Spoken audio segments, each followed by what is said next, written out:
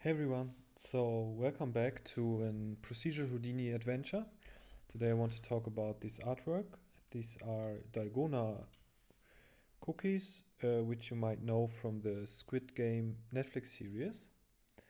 It went quite popular and I might be a little bit late to the trend, but yeah, today I made those which are completely procedural. So there are no textures used, no input geometry, everything done in Houdini and Redshift. And today I want to show you the whole setup and talk about some of the challenges.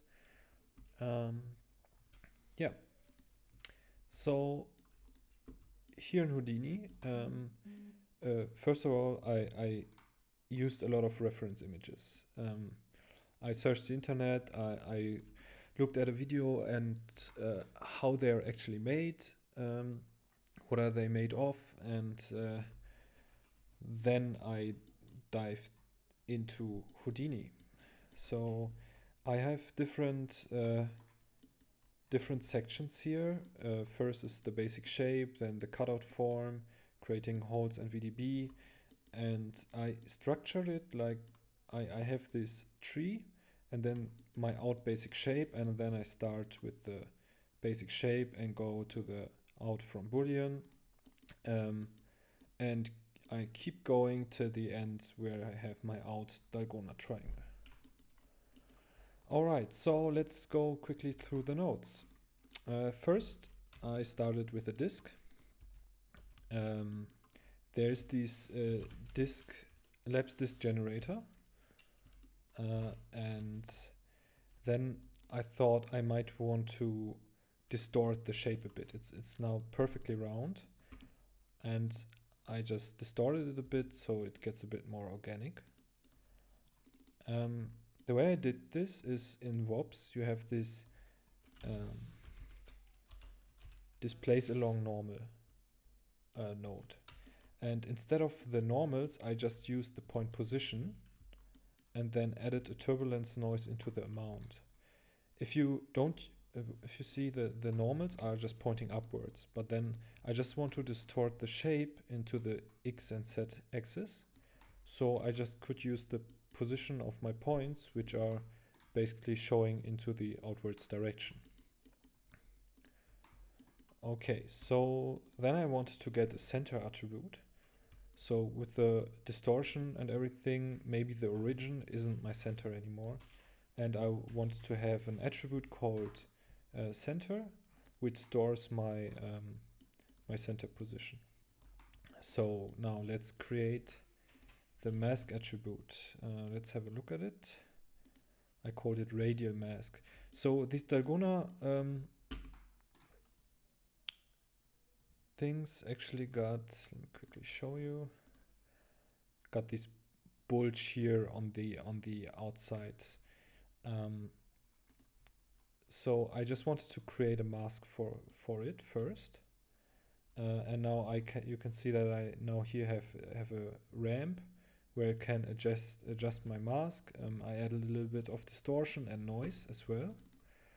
The way I did this is to create a radial map on your mesh.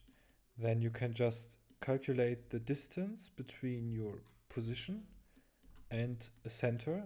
The center is usually the origin, but then I just extracted my center position attribute, and then I just used this attribute to calculate the distance between the position and the center, and this gives you a ramp from 0 to 1.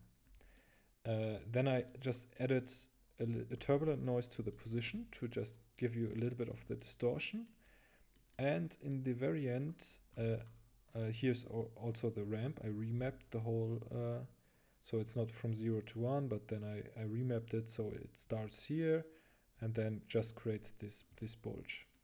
In the end I multiplied everything with a turbulent noise to just give it different kind of heights in the end. Alright, so now I poly extruded my mesh, checked the output back and gave it a little bit of thickness, and now I beveled it, but I beveled it only on the outer, only the outer edge. There's a simple way to do this without selecting your edges. You can just go to the bevel tab, and under exclusions, there's the ignore flat edges. Which that does is it doesn't bevel edges which are flat. It looks for a certain angle and then only bevels those edges. So this is a procedural way on how to get those edges. And now I just want to push by normals. So you can your mesh has some normals, point normals, just looking outwards, and then I just want to push it on the normal direction, which is my position plus my normal. But I multiplied it with my radial mask here, this one, so only the very outer edge gets pushed. And then I also added a float multiplier, a float channel, so I can simply make it bigger and smaller to just have add a little bit of control. Of course, I could just adjust the mask, but then I just want to have another control right here. Okay, I created new normals, added a mountain node to give it a little bit of distortion, a little bit of noise, and this is my out basic shape. So just to keep things organized, so this is my out basic shape. Maybe I want to use it as a collider or anything, so I just started from here to give it more and more detail. So what I wanted to do now is I wanted to create this cutout. So they're usually, I think, a triangle, a sphere, a circle, an umbrella, things like this. So I created a triangle with the circle node. I just put the divisions to 3, added some normals, upwards normals, just to make sure it sits on the top of my mesh. I projected it with my normal direction. So if I point upwards my normals and project it to the mesh, it sits on the upper side of my mesh. Then I made a polywire, and you can see that I just adjusted it a little bit. I beveled the edges, I remeshed it, gave it a little bit of noise, just to then boolean that form out of my cookie. And this is how it looks like. You can see that this one I also added an out null, because later I want to transfer some attributes to that's for shading. I will show you later. But then I have my basic cutout. Obviously you can just adjust your circle, just replace it with any other geometry, and then it should also work. Okay, so now I'm going into a little bit of VDB processing. I made a VDB volume from it, VDB from Polygon. I smoothed it, so we have these bulges here. It's not, it's a bit more organic. It's not like really cut out. I reshaped it. That doesn't do a lot, but it helps to make it a bit, it helps it to make it a bit smoother. And on the other hand, I scattered points onto my surface, as you can see. And then I pushed them inwards a bit by their normals, because the scatter node basically transfers the attributes from my mesh to my points I scattered on. And then I have these normals. If I push it in with the peak node, they move inside a bit. I don't want to have them lay on my surface directly. I added a p-scale node, and then I just randomized the p-scale. There is this, we have random p-scale from 0.015 to 0.03. But then with the point warp, I also like to multiply it with some sort of noise which is going over the surface, which make it look a little bit more organic. So there are bigger ones in certain areas and smaller ones in others. There's a reason why I deal with these small values, because when I copy 2 points, maybe we should turn off the normals and maybe the radial mask. You can see that now. You can see my noise, and I think it's a bit more organic this way. There's a reason I deal with these small numbers, because I like to keep my sphere onto 1, because then it's just 1 multiplied with the p-scale value, and I always know my p-scale value actually fits. If I now make this sphere smaller, I have to calculate it in a different way. So I have to always look for my sphere, what kind, how big is it, and then multiply that with my p-scale. But now I just like to keep it simple and know if my p-scale value is 0.0015, my sphere is actually 0.0015, right? If I just put this to 0.5, it would be I always has to divide it by 2. Okay, so these spheres are actually really round. I want to create some holes into the mesh, but it's a bit more organic if I add a little mountain distortion node. And you can see that these are way more organic now. And then I also create a VDB from these points. So now I have 2 volumes. I have my Dalgona as a volume and also my spheres. I could boolean them, but these sometimes cause trouble depending on where they are, if they hit the surface or not. So I just use a VDB combine, and I can set it to subtract. So I subtract these sphere volumes from my actual mesh, and it turns out like this. And then I convert it to polygons and then smooth the mesh.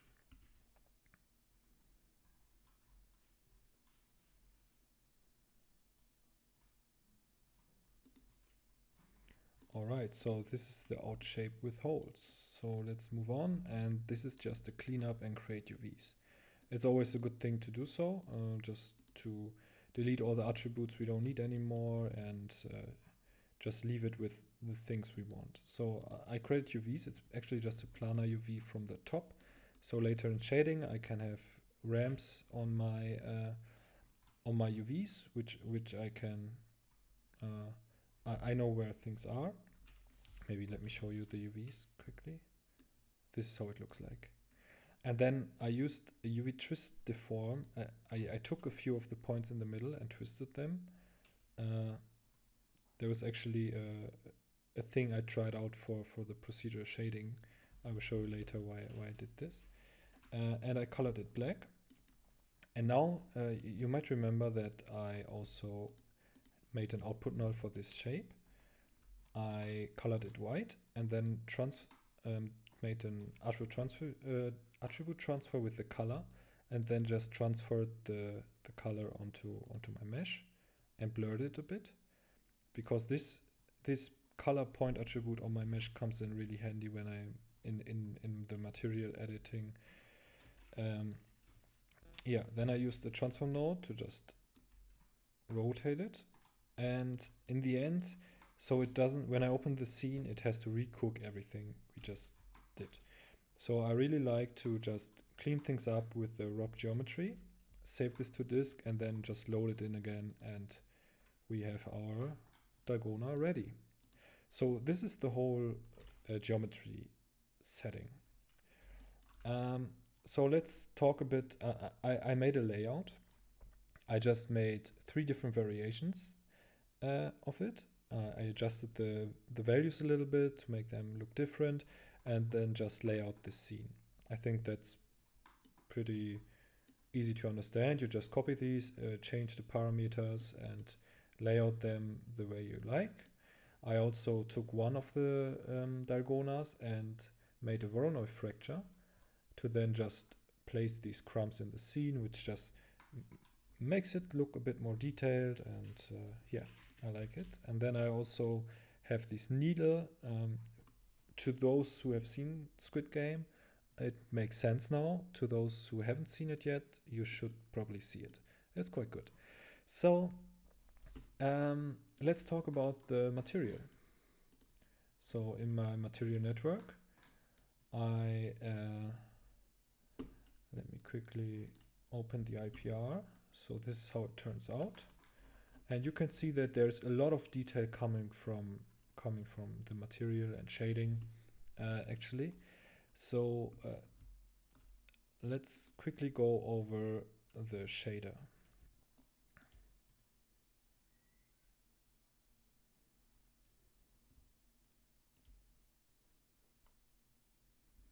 Okay, so this is the IPR.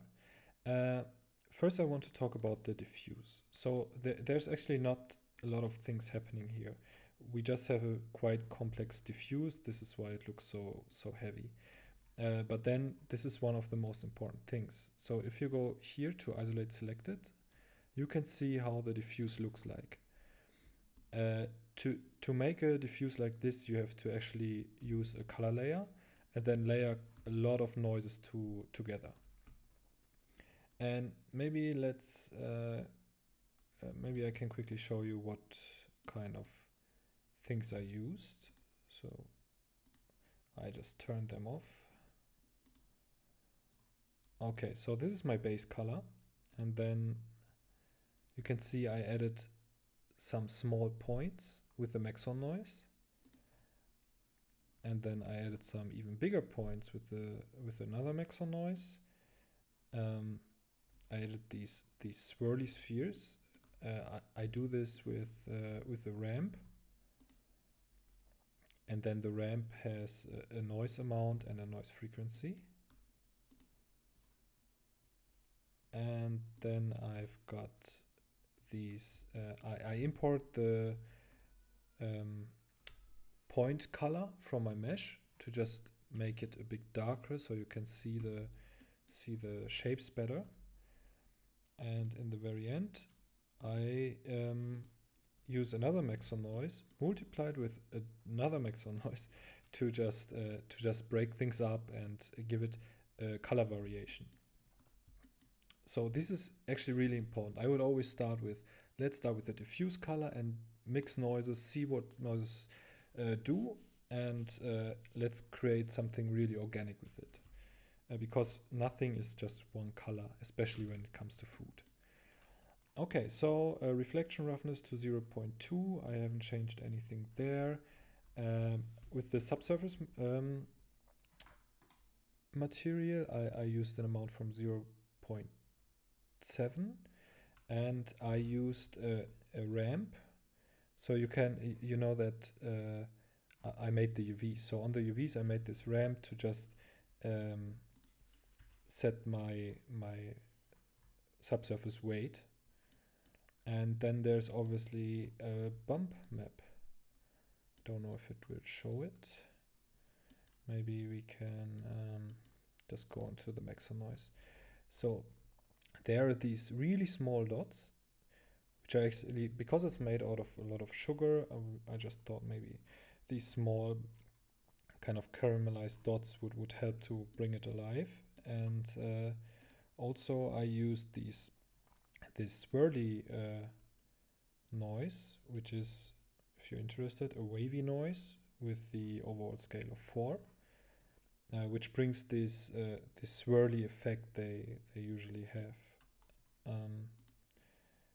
Yeah, so down here, if you're wondering, this is just an iron surface for the needle.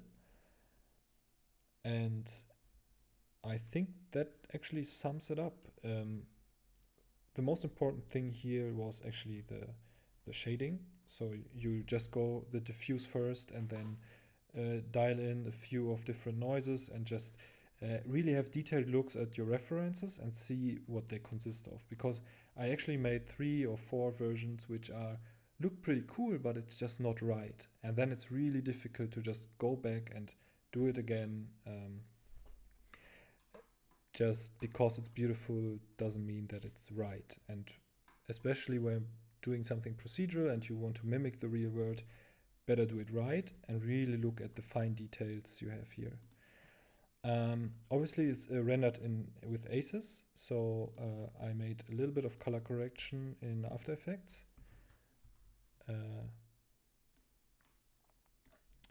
So this is how it looks like with aces. And aces always gives it a little bit of a natural feeling to it. Then I adjusted the colors a little bit and gave it a vignette just so it stands out more. Okay, I hope that helps you to understand how I approach those procedural organic things. There are quite a few techniques used like Boolean, VDB, and yeah. Thanks for watching, and let's see you in the next Houdini adventure.